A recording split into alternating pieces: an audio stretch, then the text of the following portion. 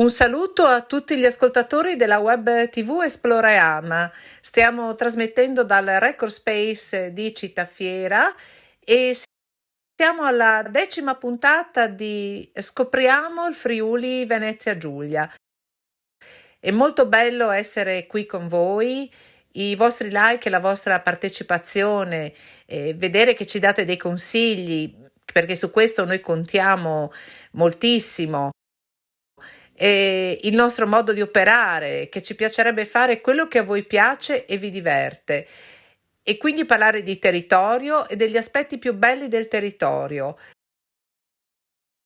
Oggi, il colore di oggi, voi sapete che ogni nostra puntata è abbinata ad un colore, ad un tema. Il tema di oggi sono le mura, il colore è l'oro, il giallo dell'oro, e siamo in una città splendida che è Cividale del Friuli.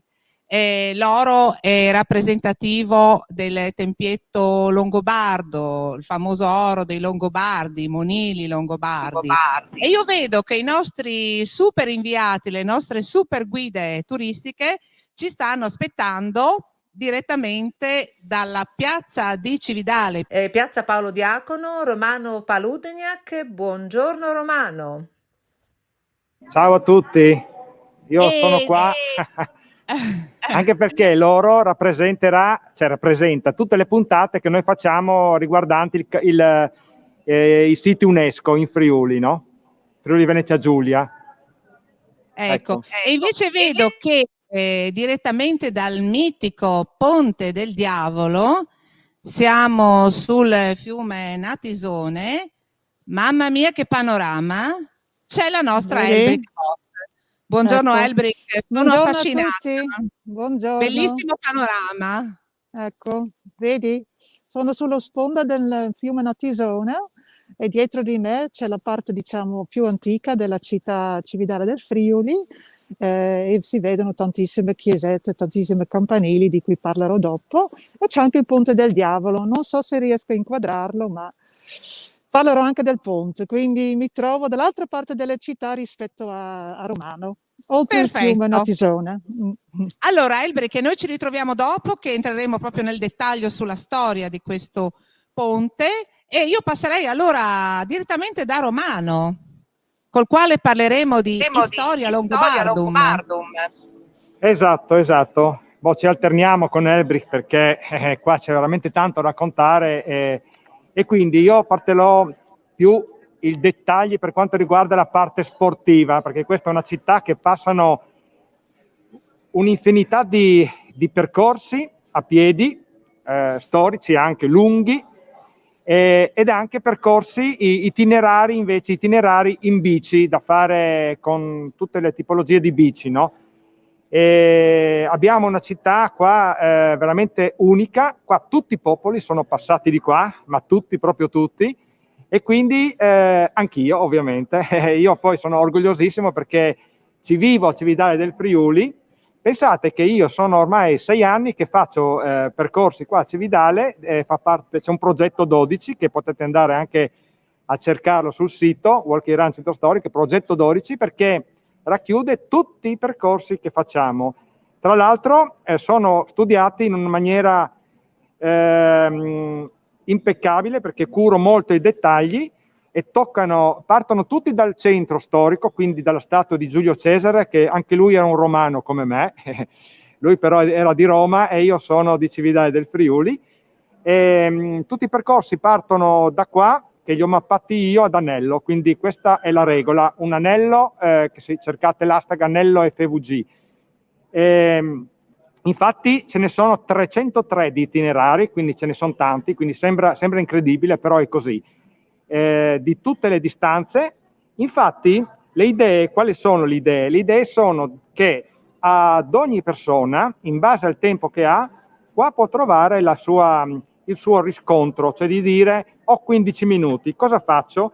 Vado a Cividale, mi fermo, parcheggio, vado a bere un caffè, magari lì proprio al bar centrale di fronte al Duomo dove il caffè è proprio macinato sul momento, faccio una foto sotto la statua di Giulio Cesare, prendo un opuscoletto informativo, vedo i percorsi e vado via. Oppure posso sostare 30 minuti, e tutte queste idee sono un bagaglio che io ed Elbrick riusciamo a trasmettere attraverso delle esperienze che possiamo offrire, no?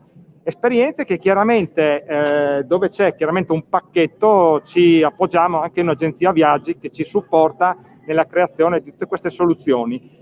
Quindi 30 minuti, ci sono la possibilità magari di vedere, non so, qualcosa, il Duomo, no? Che ha una storia incredibile, oppure il Ponte del Diavolo, no? Quindi a seconda dei gusti, se uno vuole poi fare prendere qualche souvenir, quindi ci sono dei programmi che vi invito ad andare ad iscrivervi su questo, a prenotarvi, perché appena torneremo gialli ci sarà la possibilità subito di anzi prenotatevi prima per fare questi percorsi con noi.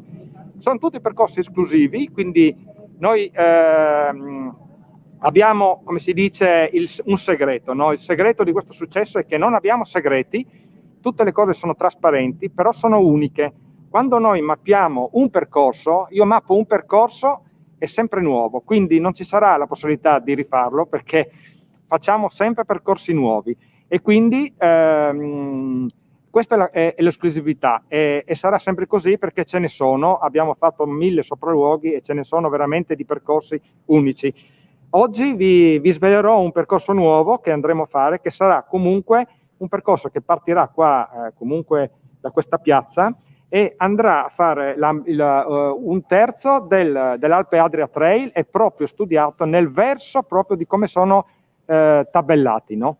Un terzo sarà un'escursione con degustazione appunto presso un'azienda che fa anche il biodinamico, quindi qualcosa di esclusivo e anche appunto rivoluzionario, se vogliamo, innovativo, e poi un tratto sul Cammino Celeste che porta qua in centro, dove poi possiamo anche degustare. Dopo vedremo, qua ci sono anche parecchi locali, tra cui anche l'Elefante, che vi svegliamo dopo alcune cose. Aggiungo alcune cose sfiziose, che ci sono 17 mulini qua attorno a Cividale, per dirvi la potenzialità che ha.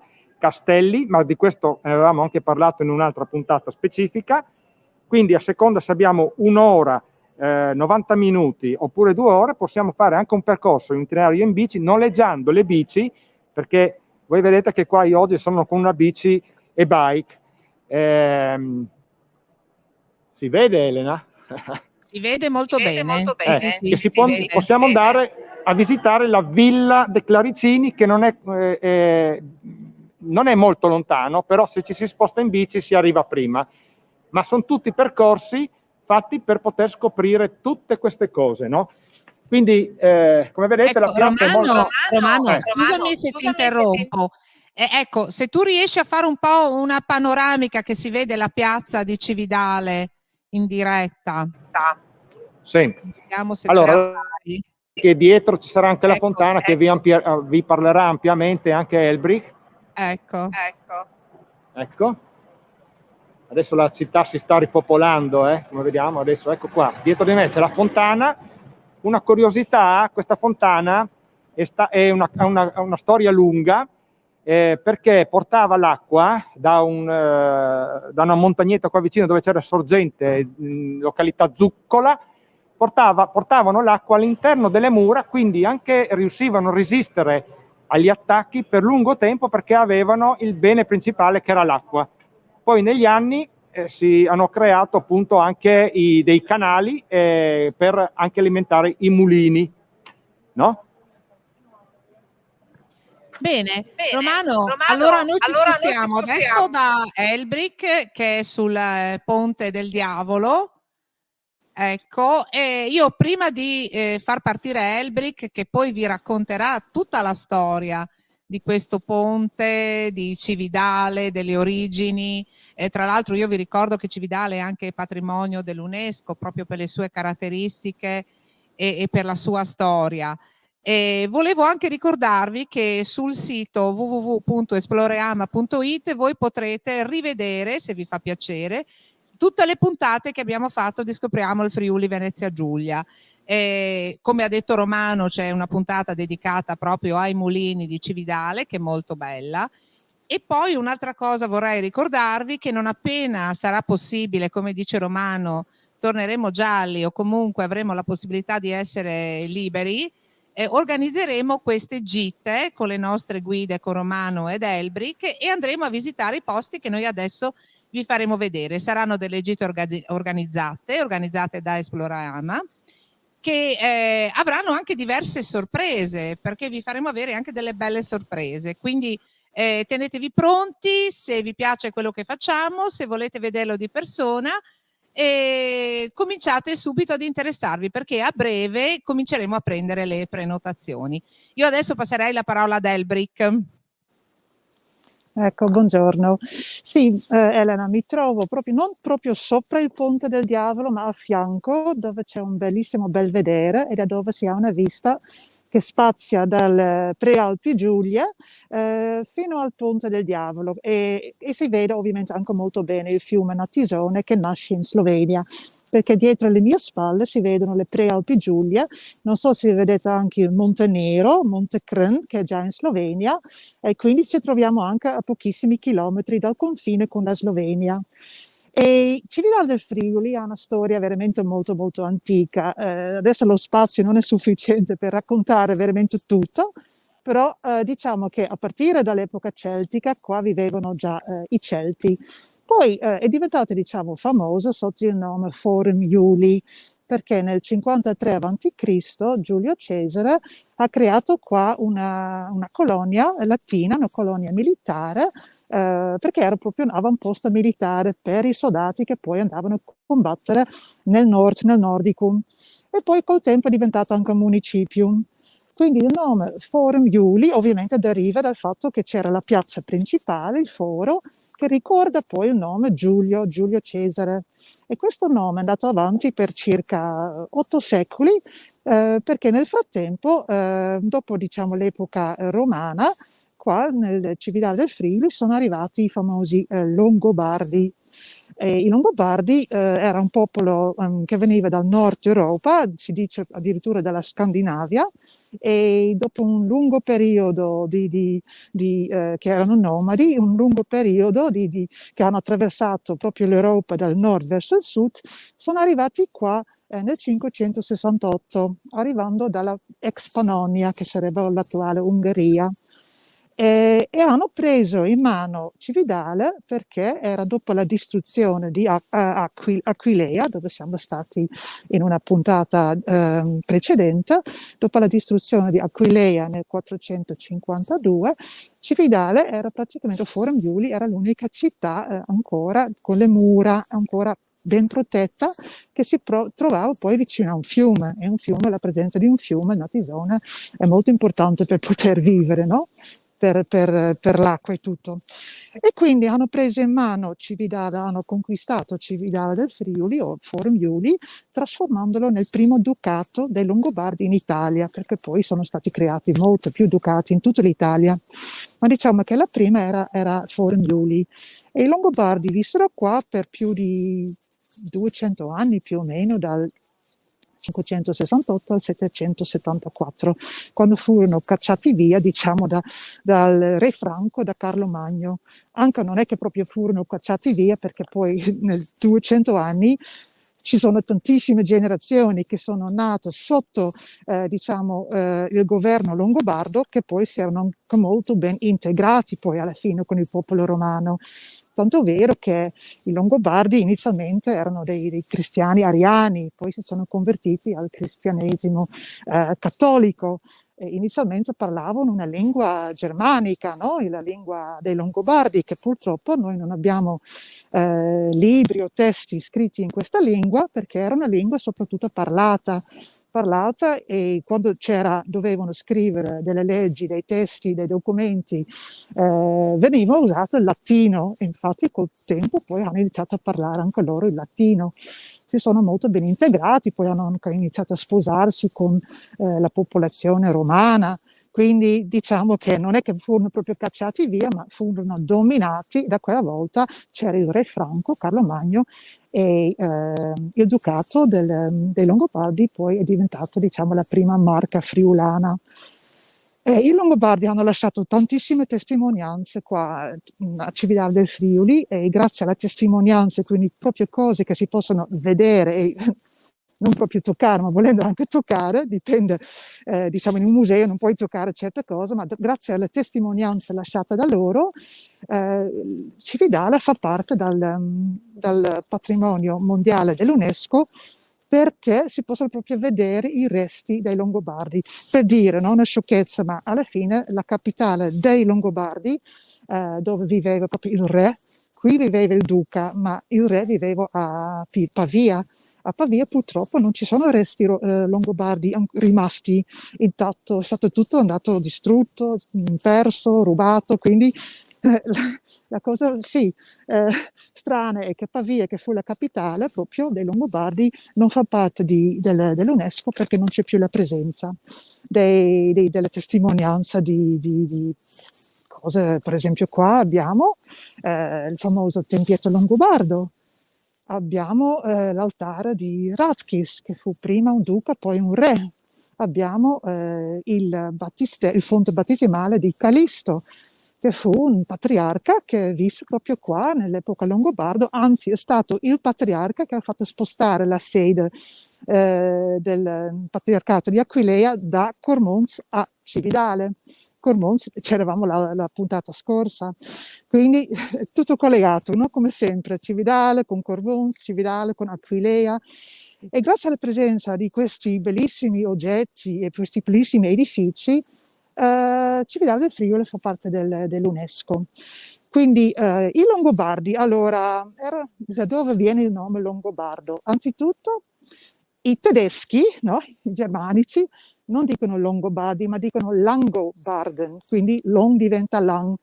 E la barda sarebbe la barba, quindi erano uomini, popoli, uomini, che avevano i capelli lunghi e le barbe lunghe, perché loro credevano che più lunghi erano i capelli, più forti erano gli uomini, perché era un popolo di guerrieri, diciamo, e ogni capofamiglia doveva essere in grado di combattere e di essere pronti, dovevano essere pronti a intervenire, a aiutare il duca o il re in caso di guerra, e di guerre ce n'erano tante. Non dimentichiamoci che il 610 Cividale del Friuli fu bruciato, distrutto dagli Avari, e dove per esempio è stato anche ucciso il duca Gisulfo II nel 610. Poi c'erano sempre delle lotte, delle guerre con i romani bizantini, no? Dell'impero romano dell'Oriente, o con i franchi più tardi, quindi di guerre ce n'erano tante. E la cosa buffa è che nonostante questa lingua è praticamente andata persa, no? La lingua longobarda, ci sono comunque ancora oggi nella lingua italiana delle parole o dei verbi che risalgono all'epoca longobarda. E stranamente, o non stranamente, visto che era un popolo di guerrieri, un popolo che non si ritirava indietro quando c'era da combattere, tanti verbi soprattutto hanno a che fare con, diciamo, delle cose, parole e verbi hanno a che fare con la guerra. Per esempio la parola guerra, zuffa, tregua, spranga, sono delle parole longobarde. I verbi spaccare, scherzare, sterzare, russare, sono verbi che vengono dalla lingua longobarda. La parola panca, la parola sala, la parola scaffale, parole che noi usiamo ogni giorno nel nostro linguaggio, vengono dalle parole longobardi. È una bella curiosità, no? Di averlo scoperto. Quindi il ponte. Ti parlo un po' del ponte, Elena? Anche di sì, siamo in direi di attesa sì. di approfondire. Sì. Allora, il Ponte del Diavolo, perché si chiama Ponte del Diavolo? Perché la parte dove si trova Romano, la parte antica, ovviamente ad un certo punto la città si è sviluppata, si è ingrandita, si è allargata e hanno iniziato a vivere anche sull'altra sponda del Natisone. E ci voleva un collegamento, un ponte tra una sponda e l'altra. Inizialmente i romani si spostavano per i guadi e i ponti non c'erano, ma più tardi hanno iniziato a costruire, non dove c'è il Ponte del Diavolo oggi, ma in un'altra parte, altre due parti dove la sponda del Natisone è un po' più bassa, dei ponti in legno. Ma si sa che il Natisone può essere un fiume molto tranquillo, però può essere un fiume anche molto violento. quando ci sono le piogge abbondanti come si dice, diventa, l'acqua si alza, e potrebbe anche spaccare un ponte in legno. Infatti varie volte i ponti in legno sono andati distrutti per la corrente troppo forte. Quindi ci voleva un ponte in pietra, ma non era diciamo, un compito così facile, anche sotto l'aspetto, diciamo, architettonico, perché siamo nel 500 e fare un ponte in pietra di 2 archi senza grossi problemi era comunque un lavoro ingegneristico, si dice così, degli ingegneri che non tutti erano in grado di farlo. Quindi ci sono stati tanti problemi, tanti architetti ingegneri che non riuscivano a crearlo, ci sono stati poi anche tante, diciamo, situazioni che hanno causato che i lavori si sono rallentati, no? La pestilenza o il terremoto del 1511, architetti che morivano prima di aver compiuto l'opera. Allora alla fine la città non ne poteva più e hanno chiesto l'aiuto al diavolo, hanno fatto un patto col diavolo, hanno chiesto l'aiuto al diavolo chiedendo di costruire questo maledetto ponte, no? E il diavolo era ben felice di accettare, però ovviamente in cambio voleva avere qualcosa e quindi hanno stipulato un contratto dove c'è scritto che in cambio il diavolo, il giorno dopo aver costruito il ponte in una notte, in cambio lui riceveva l'anima di un essere vivente. E quindi durante l'inaugurazione la mattina, no, c'era tutta la popolazione di Cividale presente, nessuno voleva attraversare quel ponte per primo perché nessuno voleva diventare l'anima del diavolo, no? Nessuno voleva sacrificarsi. Quindi cosa fanno? Mandano dall'altra parte del ponte un gatto che è sempre un'anima vivente, non è una persona, però è un'anima vivente. E quindi il diavolo deve accettare, diciamo, questa sconfitta, però è molto arrabbiato perché non voleva avere un animale, voleva avere una persona e un po' maledice la città. Infatti lui dice che poi vedrai che quando ci saranno delle opere pubbliche o delle costruzioni, per esempio del Duomo di Cividale, ci saranno altri problemi, altre crisi. Infatti anche durante la costruzione del Duomo ci sono stati tanti problemi, addirittura una volta si è crollato, una volta è incendiato. Infatti il Duomo alla fine ha dovuto essere ricostruito diverse volte. Quindi oggi abbiamo un bellissimo Ponte del Diavolo che attira migliaia e migliaia di turisti grazie a questa storia qua. Poi il ponte, diciamo, è anche diventato famoso per un'altra cosa, perché allora dietro le mie spalle, lì dietro c'è la Slovenia, ma si trova anche il Caporetto, no? Allora, come sappiamo che durante la Prima Guerra Mondiale, ottobre 1917, c'è stata la rotta di Caporetto e quindi Cividale, per prima città qua in Friuli, è stato invaso dai soldati tedeschi ungheresi e per rallentare le truppe nemiche i soldati italiani hanno dovuto far saltare in aria il ponte che ormai aveva già 400 anni e poi alla fine della Prima Guerra Mondiale sono stati gli austriaci stessi, perché c'erano, sì, i nemici erano gli austriaci, i tedeschi, gli ungheresi, e gli austriaci stessi hanno pagato per la ricostruzione del ponte, che è stato ricostruito proprio così come era. Ecco, Elbrick, io ti ringrazio perché tu come sempre sei molto dettagliata ed è bello anche perché si scoprono cose che magari non si sapevano e questo dimostra quanta storia, quanta cultura, quante tradizioni, quanta vita c'è stata in precedenza che poi diventa testimonianza per noi oggi che possiamo parlarne. Ti ringrazio tantissimo. Bene, adesso io mi sposto, vado verso Piazza Paolo Diacono, dove vi parlo appunto del famoso Paolo Diacono e della fontana della piazza. Ecco, io nel frattempo volevo solo dire una cosa prima che mi dimentichi, brevissimo, che non tutti sanno che il nome, no, Forum Iuli ha poi dato il nome alla nostra regione, almeno alla parte diciamo friulana, il Friuli, no? Infatti il Friuli ecco. diventa Forum Iuli, esatto. Esatto. Io Perché adesso mi sposterei invece lascio Elbrick che intanto va in piazza Paolo Diacono, che poi ci spiegherà anche due cenni storici su questa meravigliosa piazza. Ma io adesso andrei a parlare di enogastronomia, andrei a parlare di mangiar bene, di mangiare tradizionale, perché ci spostiamo all'enoteca, la tradizionale enoteca stuzzicheria L'Elefante di Cividale. Andiamo a trovare Alessia, il suo socio Adolfo, e vedo che c'è, mi pare che già in postazione anche Romano, vero Romano? Sì, intanto io adesso qua ho parcheggiato la mia e-bike, no? Che ho noleggiato qua da Vivi lo Sport, perché comunque qua si può vivere lo sport a 360 gradi ed è un multisport, no?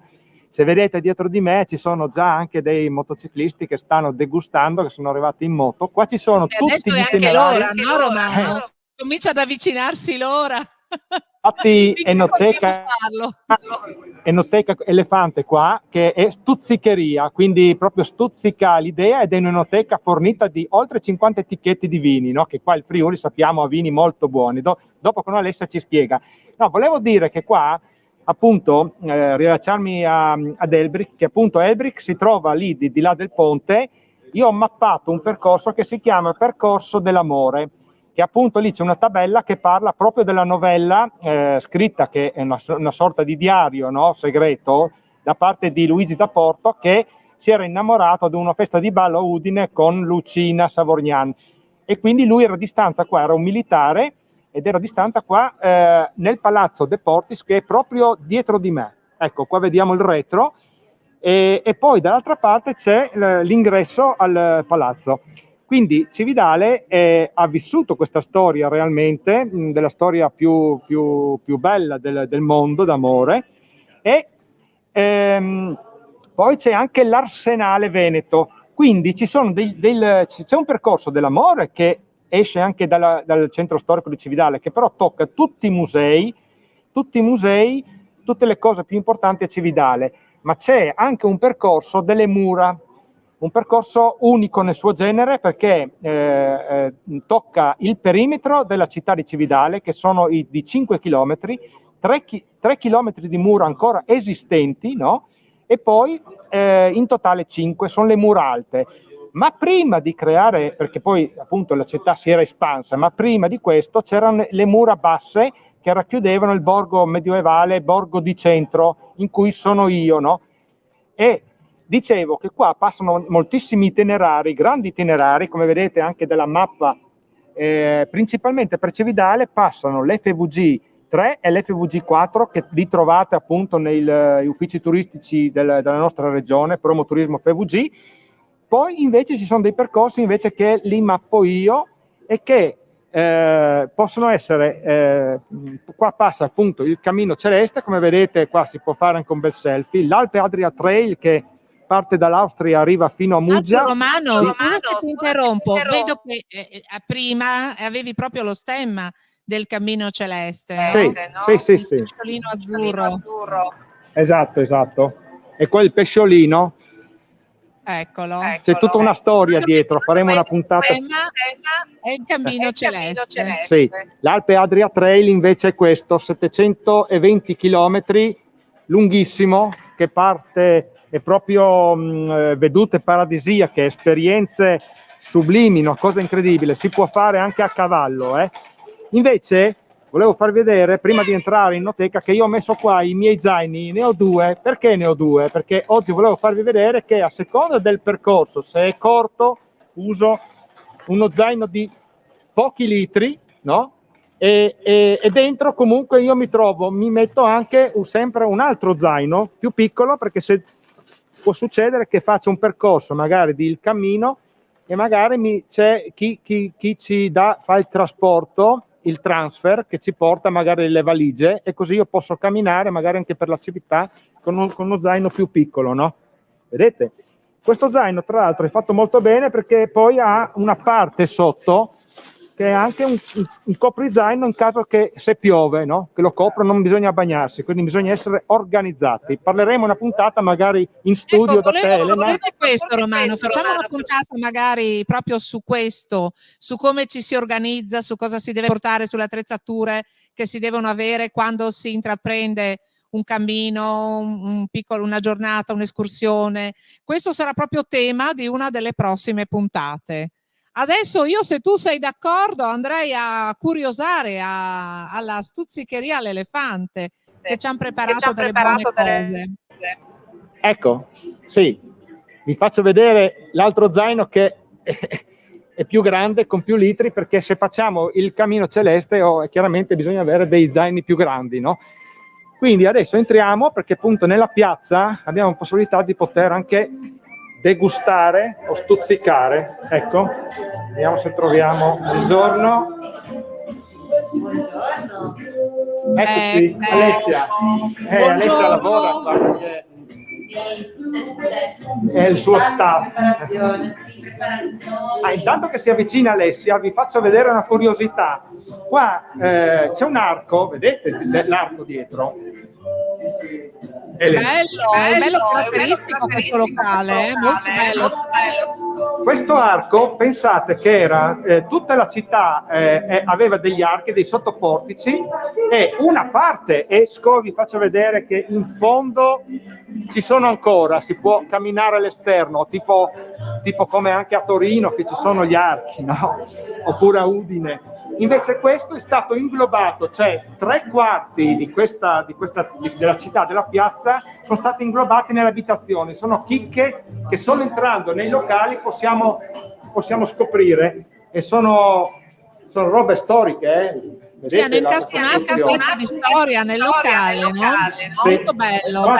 Qua c'è anche l'elefante, perché siamo all'elefante, vedete? Ecco.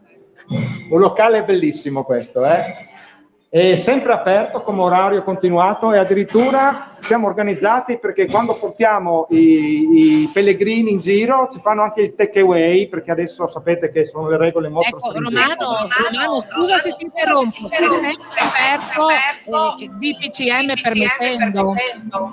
Sì, certo. Alessia, adesso chiamo Alessia, che posso venire lì? Sì, ecco, vediamo proprio dove lavora. Ecco Alessia, Pisa. Buongiorno Alessia. Grazie a voi. Ecco, complimenti per il locale bellissimo. Grazie, avete visitato un po' con Romano un po' tutto, la parte esterna, la parte interna. Sì, adesso vediamo, ci racconti, no? Perché Alessia, tra l'altro, ha anche vuoi dire anche di Adolfo, che comunque si riesce a offrire tutto qua proprio. Avete anche la parte della cucina siciliana, che è rappresentata dall'Orpo. Io qua dirigo poi insieme a Sara, Evelyn, abbiamo tutta questa parte dell'enoteca, mentre dall'altra parte c'è lo zio di Evelyn, che ha Trattoria Dominissini, quindi tutta cucina siciliana, tutto cibo tipico arancini. Ecco, però vediamo un po' queste cose sfiziose qua. Fagli vedere tu, fagli una careggiata. Ecco, facciamo vedere qua praticamente che stanno sfornando continuamente, perché qua poi arrivano e quindi si può abbinare appunto questi tartine, crostini, e tra l'altro hanno anche delle privatezze che non sono solo locali, ma anche da Trieste, no? Ci sono alcune cose. C'è il cotto triestino, ci sono parecchie cose da entrambe le parti, no? Insomma, per accontentare le sarde, abbiamo un po' tutto, dei formaggi anche dalla carne ogni tanto, dipende poi la stagionalità e anche il nostro estro, insomma. Che abbiamo anche, certo, abbiamo Sara, abbiamo Evelyn. Buongiorno Sara. Buongiorno. Adesso ci serviranno, perché dobbiamo, non solo far finta, dobbiamo assaggiare anche un buon vinello abbinando. Romano, bravura la tua, essere lì. Sì. Allora, la particolarità è che qua ci sono anche delle tartine salate, no? Certo, brioche salate, sono in preparazione. Ecco. Sono queste. Eccoci, dipende, possiamo metterci il crudo, il salmone, dipende un po' dall'estrusità anche nostra, della giornata. Per tutti i gusti, oppure attenzione ai celiaci o a chi ha appunto... Abbiamo del pane apposta anche per loro, o comunque anche, non abbiamo solo carne, ma abbiamo anche pesce, quindi salmone, baccalà, o abbiamo anche delle cose vegetariane, quindi melanzane, abbiamo funghi, abbiamo anche tantissime altre cose. Sì? Vediamo che io prenderei un po' di baccalà, no? Tu prenderesti il baccalà, Sì, noi ti consigliavamo anche un'altra cosa, quindi ok, ti facciamo vediamo. un po' e un po'. Ecco, mi lascio consigliare perché sono molto bravi, accoglienti. Immaginare, Vediamo, Romano. Tra Adesso- l'altro, mi permetto di fare i complimenti perché loro abbracciano tutta la regione, quindi propongono specialità da tutto il Friuli Venezia Giulia. È molto bello questo, perché si possono assaggiare piatti, proposte che non sono solo della provincia di Udine, ma vengono da Trieste piuttosto che da altre zone del Friuli. Complimenti, perché questa sicuramente un valore aggiunto che avete all'Elefante a Cividale. Esatto. Grazie. Infatti adesso abbineremo un metodo classico siciliano, il Gaudenzius, alla spianata col gorgonzola e al baccalà, che faremo assaggiare a Romano. Così facciamo un po' di fuori le scale. Vediamo questa, la mescita che...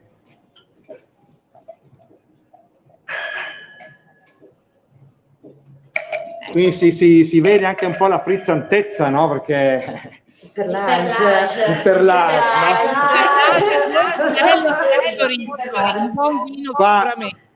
Qua è gente simpatica, a Cividale quando venite qua ci si diverte. Guardate questo elefante qua, in che posizione è proprio.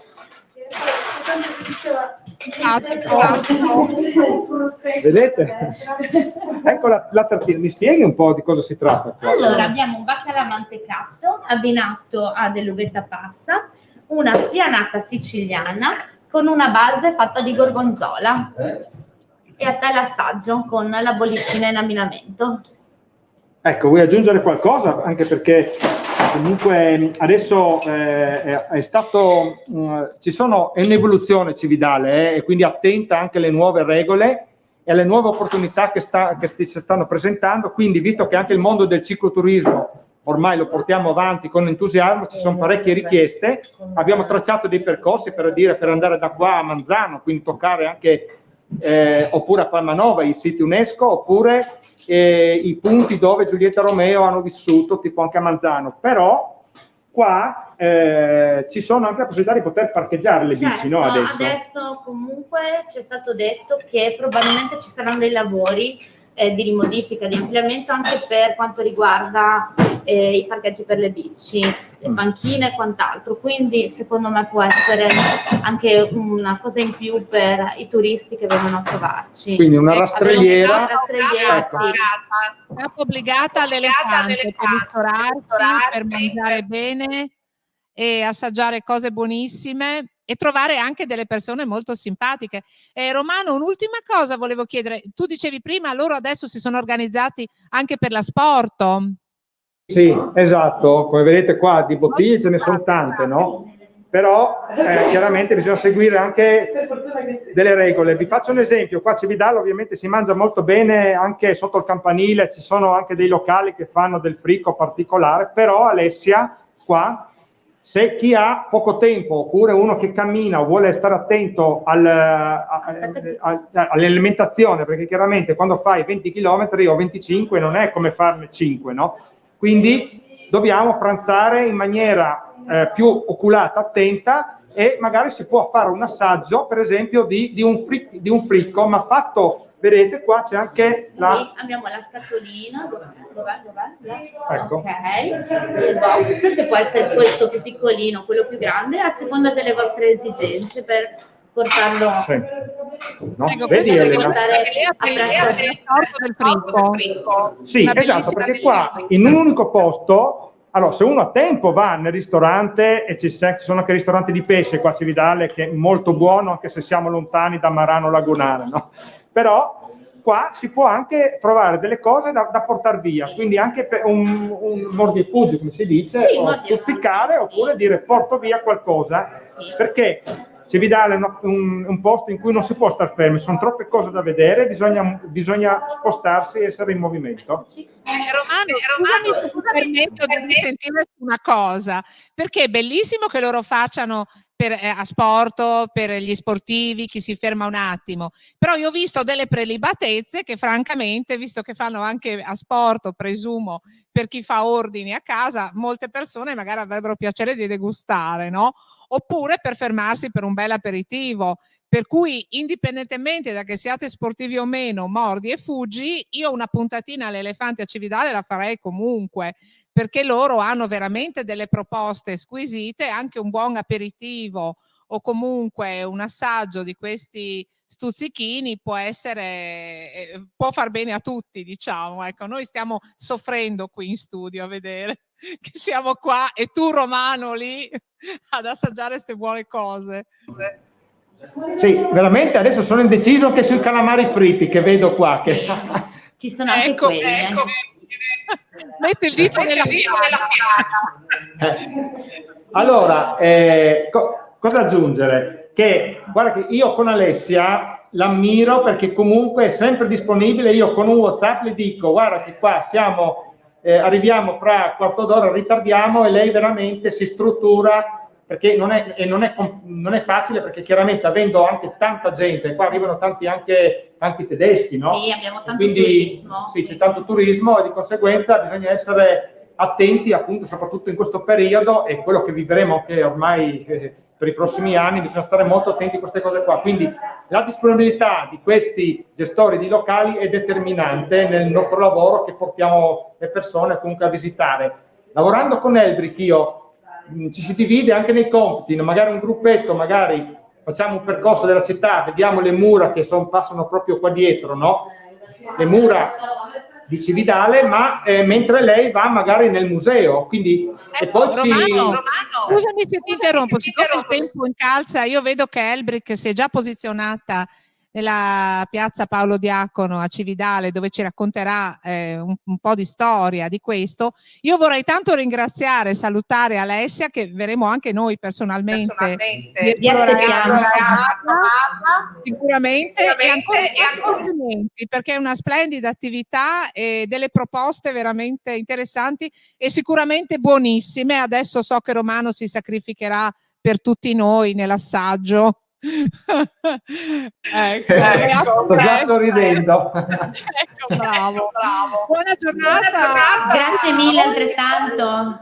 Grazie, io passerei adesso ad Elbrick, che ci sta aspettando. Eccomi, sono in piazza Paolo Diacono e sono proprio seduta comodamente sul bordo della fontana che si trova in centro di questa piazza, che è stato poi recentemente completamente restaurato, ripulito, ed è di nuovo tornato bello bianco e splendido. Vedete? Sopra si vede una statua che sarebbe la dea Diana, la dea della caccia. E dietro di me c'è un bellissimo palazzo, una casa diciamo medievale con queste finestre gotiche, di cui si dice che proprio in quella posizione lì una volta si trovava la casa natale di Paolo Diacono. E Paolo Diacono, questa piazza è intitolata a lui, perché grazie a lui sappiamo moltissimo sulla storia dei Longobardi, perché lui proprio nasce qua all'inizio del Settecento e si dice in questa piazza, all'epoca ancora Forum Iuli. E Paolo Diacono, allora diciamo che il suo vero nome era Paolo Varnefrido, e lui fu poi un diacono e ha lavorato sia alla corte del re Ratchis ma anche alla corte addirittura del re Franco di Carlo Magno, perché era anche un insegnante. Lui insegnava latino e grammatica, addirittura insegnava anche alla figlia proprio del re Ratchis, e ha scritto un libro alla fine della sua vita, la famosa Historia Langobardorum. E grazie a questo libro sappiamo moltissimo sui Longobardi, da dove venivano, come vivevano, i nomi dei duchi, dei re, i vari castelli qua in Friuli, che c'erano per esempio 7 castelli dei Longobardi qua in Friuli. Uno di quelli per esempio era a Cormons, dove eravamo l'altra volta. Un peccato che il suo libro finisce praticamente nel 774, quando c'era ancora il re Liutprando, invece l'ultimo re dei Longobardi era il re Desiderio, quindi il suo libro finisce un po' prima rispetto all'epoca intera dei Longobardi qua in Italia. Forse è andato perso proprio un pezzo, o forse non ha mai scritto il finale, non lo sappiamo. E la piazza prende il suo nome a partire da 1898, perché era esattamente 1100 anni dopo la data della sua morte. Erano passati 1100 anni e la città cividale del Friuli ha voluto dare, popolarità, un nome a questa piazza per ricordare questo famoso diacono e scrittore. Quindi casa natale di Paolo Diacono, la bellissima fontana dietro le vie spalle, che non ha sempre avuto questo aspetto, perché una cosa curiosa è che qua in questa piazza viene tenuto, o veniva tenuto in passato, il mercato. E c'era il mercato che frequentato soprattutto dalle donne, infatti lo chiamavano anche la piazza delle donne. E per rendere possibile ai mercanti di partecipare, diciamo, anche alla messa mentre stavano lavorando, c'era tipo una cappella pensile sopra la fontana dell'Annunziata, e da questa cappella pensile il prete faceva messa durante i giorni del mercato. Era tutta una costruzione con 4 pilastri in marmo che circondavano la fontana. Il tutto è andato, diciamo, distrutto all'inizio dell'Ottocento perché era diventato un po' pericoloso, stava per crollare, e quindi è stato tolto e hanno messo sopra la fontana questa statua di Diana, che viene da un posto che conosciamo qua tutti in Friuli, Venezia Giulia, la famosa Villa Manin. Si trovava proprio nel giardino di Villa Manin, è stato spostato qua per abbellire la fontana. E la terza curiosità, qua in piazza Paolo Diacono, è una piastrella, una pietra, vediamo se riesco a farvelo vedere, questa pietra qua, che indica la posizione esatta dove fu trovato per caso nel 1874 durante dei lavori stradali, durante dei lavori all'acquadotto della piazza, un sarcofago molto molto grande, con dentro tantissimi oggetti dell'epoca longobardo, una bellissima spada, un anello, un bicchiere, perché poi i Longobardi avevano la tradizione di seppellire i loro cari con un bicchiere dentro dell'acqua, perché ti serviva, dovevi bere durante il tragitto nell'aldilà, nell'altro mondo. Comunque un corredo funebre molto molto ricco, che faceva pensare proprio alla tomba di un duca, e si parla del duca Gisulfo. L'unica cosa è che non si sa se si tratta del duca Gisulfo il primo o il secondo, perché il primo era proprio il nipote del re Alboino, che è stato il primo a invadere, diciamo, l'Italia, quindi nel 568, o re Gisulfo, duca Gisulfo II, che era lui che è stato ucciso nel 610 dagli Avari. E questo sarcofago si può benissimo visitare perché si trova all'interno del Museo Nazionale Archeologico di Cividale, che ha un corredo ricchissimo di oggetti che sono stati trovati nei vari cimiteri, nei vari necropoli intorno a Cividale, che risalgono all'epoca longobarda. E poi invece al piano terra ci sono dei reperti che risalgono al periodo romano. E quindi il museo è veramente molto interessante da visitare, dove si trova questo sarcofago. Ecco, adesso mi sto avviando verso Romano, perché anch'io ho tanta voglia di un stuzzichino e qualcosa da bere, perché ho parlato tanto. Appunto, Elbrick e Romano concluderanno la trasmissione in bellezza, festeggiando davanti agli stuzzichini dell'Enoteca L'Elefante. Esatto. Ecco, noi allora vi salutiamo. Ecco, Grazie. vediamo se riesco a vedervi ricongiungere. Se non vediamo se si trova all'interno. Ecco. Vediamo se si trova all'interno. No, io mi sono no. allontanato perché volevo farvi vedere le mura. C'è un punto strategico qua che, che pochi sanno. Il tema di oggi è proprio le mura, eccole lì. Sai perché, Elena? Perché qua ci sono le mura dietro di me, che sono le mura, quelle del Borgo di Centro, no? Quindi le più storiche. E invece se adesso io faccio una rotazione di 360 gradi, no? Dall'altra parte, cioè 180, no? Dall'altra parte vedete le mura che sono quelle più alte, che invece fanno il perimetro della città con tutti i 5 borghi. Aggiungo ancora una cosa, se posso, Elena, che sì, tranquillo. qua Sì. c'è una lunga storia, come dicevo già prima, e volevo ricordare che gli insediamenti, i primi insediamenti c'era proprio la cultura paleoveneta nel VI secolo a.C., quindi poi sono arrivati i Gallo-Celti, i Longobardi e così via. Un periodo importante è stato, che adesso non so se Elbrich aveva parlato del Duomo, avevi accennato il Duomo, Elbrich? No, ci sono troppe cose da raccontare. Noi dobbiamo anche non svelare tutto, perché sicuramente torneremo a Cividale. E quindi magari ci teniamo alcune cose, anche molto importanti, per le prossime puntate, in modo che così abbiamo anche motivo di ritornare in questa bellissima città, e così abbiamo la possibilità di far vedere anche altre cose nuove, magari più approfonditamente. Cosa dite? Più che quello, io dico, in sovraimpressione dopo ci sarà il link per iscrivervi e prenotarvi, perché le cose ve le racconteremo di persona. Magari faremo delle dirette quando... quindi iscrivetevi e solo con noi potete scoprire queste cose esclusive, che appunto non vi raccontiamo tutto, perché altrimenti bisogna viverle di persona. Veramente fidatevi, venire di persona è tutt'altra cosa che guardare un filmato. Ragazzi, vi ringrazio, grazie perché siete sempre splendidi. E io vi do appuntamento alla prossima puntata con Scopriamo il Friuli Venezia Giulia.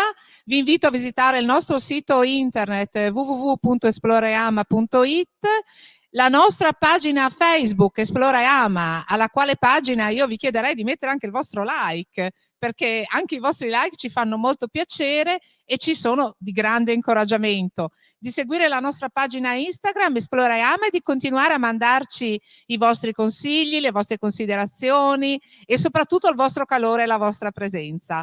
Grazie a tutti voi, un buon proseguimento e alla prossima puntata con Scopriamo il Friuli Venezia Giulia. Stiamo trasmettendo dal Record Space di Cittafiera. Buona giornata a tutti.